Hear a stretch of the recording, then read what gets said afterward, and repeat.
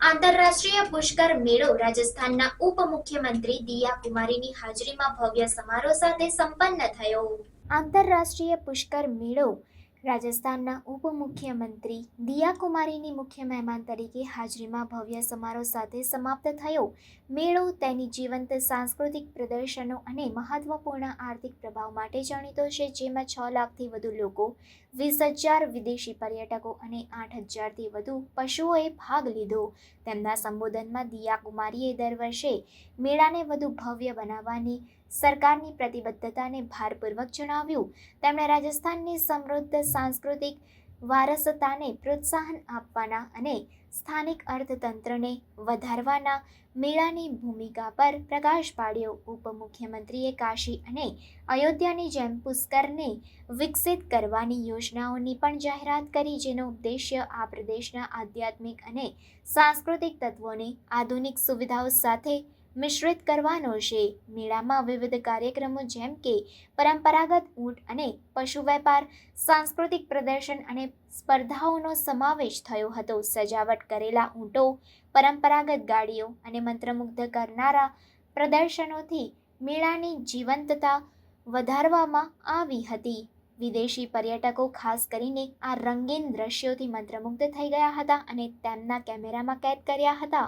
દિયા કુમારીએ મુલાકાતીઓની સુરક્ષા અને આરામ સુનિશ્ચિત કરવા માટે સ્થાનિક પ્રશાસનની કાબેલિયતની પ્રશંસા કરી, જેના કારણે મેળો સફળ રહ્યો। તેમણે પર્યટનને પ્રોત્સાહન આપવાની અને સ્થાનિક અને આંતરરાષ્ટ્રીય દર્શકોને આકર્ષવા માટે વધુ સાંસ્કૃતિક કાર્યક્રમો યોજવાની સરકારની પ્રતિબદ્ધતાને પુનરાવર્તિત કરી। મેળાની સફળતા પુષ્કરની વધતી લોકપ્રિયતા અને પ્રદેશમાં પર્યટન નીતિઓની અસરકારકતાને દર્શાવે છે। આગામી સમયમાં કેન્દ્ર અને રાજસ્થાન સરકારો પુષ્કર માટે વ્યાપક વિકાસ યોજના પર સહકાર આપવાની યોજના ધરાવે છે।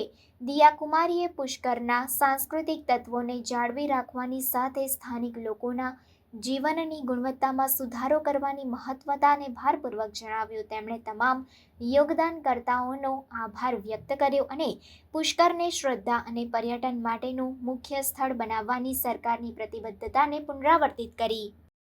2019 से लेकर अभी तक बीच में थोड़ा सा लगा था, कोविड की वजह से, लंपी की वजह से जो पशु हैं उनका भी पार्टिसिपेशन कम हुआ था और टूरिस्ट का भी पार्टिसिपेशन कम हो गया था। इस बार 6 लाख से ज़्यादा टूरिस्ट आए हैं मेले में और बहुत बड़े बड़े आयोजन भी हुए हैं। इसको और भव्य बनाने के लिए हम लोग बहुत प्रयास करेंगे। अगली बार आप देखेंगे और भव्य बनेगा और सरकार भी प्रयास करेगी। आपने देखा प्रशासन ने भी बहुत एफर्ट्स किए हैं इस बार इसको बड़ा बनाने के लिए, भव्य बनाने के लिए। हर साल इसको हम